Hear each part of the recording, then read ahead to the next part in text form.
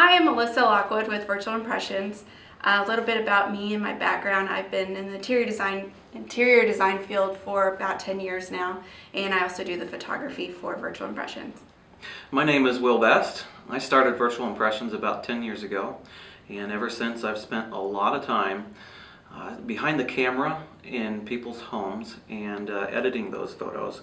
So what we want to talk about today is some of the things that we've noticed sort of in general that we have as suggestions on how sellers can get their homes ready for market. So just a couple of quick hits that are in general. Declutter as much as possible. You know, I've often joked with you that I think the number one thing that people need to do when they put their house on the market is rent a storage unit, because let's face it, we Americans, we just have too much stuff.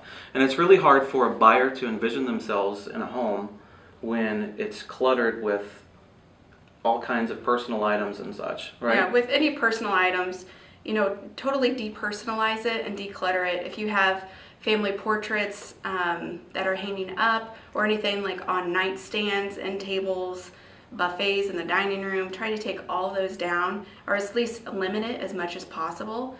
That would really help out for any potential home buyers that are coming through to your home.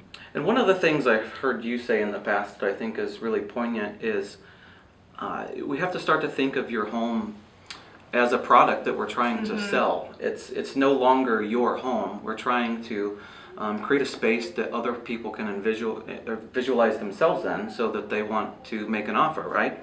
So let's start at the very beginning. Exteriors. What do people need to do to get the exterior of their home ready for photography? First thing would be to trim all the grass and the bushes away. We don't want, nobody wants any long grass in the front of your house. Sweep off all the sidewalks and the driveways. If there's branches and leaves, try to sweep those off as much as possible. That's a huge, huge help.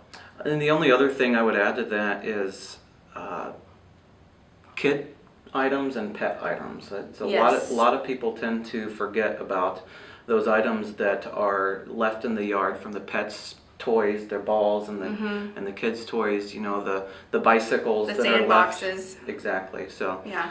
All right. So let's move on to living areas. So living areas we kind of covered in our general. You know, I mean, just kind of depersonalized. Don't have too many family photos and things, and the little family photos and such don't really tend to show in the pictures, but when you've got that 20 by 30 portrait of the family, that's distracting. And when people are looking at that house online, that jumps out to them. Oh my gosh, do I know them? And they get caught kind of maybe in this gossip frame of mind instead of focusing on the house. So some real estate agents are very much depersonalized, hide those photos. Some are like, well, you live here. Our take on it is let's focus on the house, not the personal aspect of it all, right? Yeah, I would remove it and take in consideration too that these photos are going online and everybody in the world is going to see it. So unless you want everyone who's going to look at your house to see your family portraits, I would probably take them down. The other thing, I mean, beyond just decluttering, little things like the Kleenex boxes on the end tables and the remotes and such. You know, we have so many gadgets with so many remotes. It's best to tuck things like that in a drawer. Keep it minimal. And if you have any extra furniture in there, maybe you have an extra lazy boy recliner that you stick in there because your husband likes to watch football in that recliner in the living room on Sundays. Unfortunately, if it looks like it's too big for the space, I would go ahead and take it out, put it in your storage unit, and just keep minimal furniture in there that you would need, like one end table, a chair, and maybe a couch, or a couch and a love seat. Take any extra furniture out of there that you don't need. All right, so let's move on from the living. That would cover living, family, hallways, any kind of common general space in the house. Let's talk about the kitchens. Kitchens are sort of very much the same. We want to declutter as much as possible, but we also want to limit those appliances and gadgets that people like to clutter up their kitchen counters with, right? Yes, toaster ovens, Keurigs. Unfortunately, we all love coffee, but it's the best to take everything off the countertops whenever we go in to even do the photography or when you're having an open house.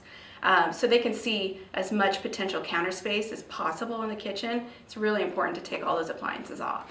And my pet peeve in kitchens that they're very functional, but they photograph horribly are those canisters that people put all those utensils in. Oh, yeah. Yeah, those just don't photograph well at all. Yeah. How about dining areas? I would take off as many place settings as you can, unless it's really minimal place settings on the dining room table, where once again we're focusing on the home and not on your decorating. Even though it might be beautiful, less is more. So go ahead and take off those huge flower arrangements in the middle of the tables.